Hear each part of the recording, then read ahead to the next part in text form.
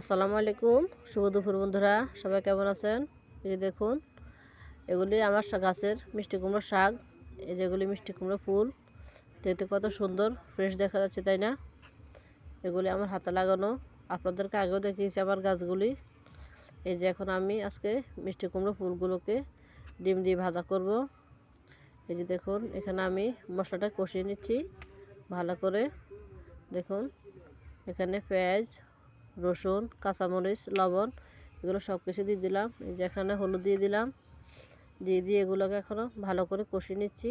এই যে দুটো ডিম দিয়ে দিলাম, এগুলি আমার দেশি মুরগির ডিম। এখন এগুলোকে ভালো করে ভাজা ভাজা করে নিব। দেখুন, এই যে আমার ডিমটা ভাজা ভাজা হয়ে আসছে।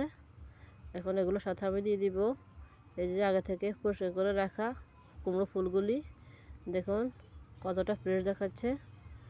এই যে এখন এগুলোকে আমি ভালো করে ভাজা ভাজা করে নিব।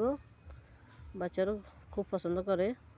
আর এই যে শাকগুলো নিয়ে আসলাম, এই শাকগুলোকে দিয়ে আজকে আমি মাছ দিয়ে রান্না করলাম।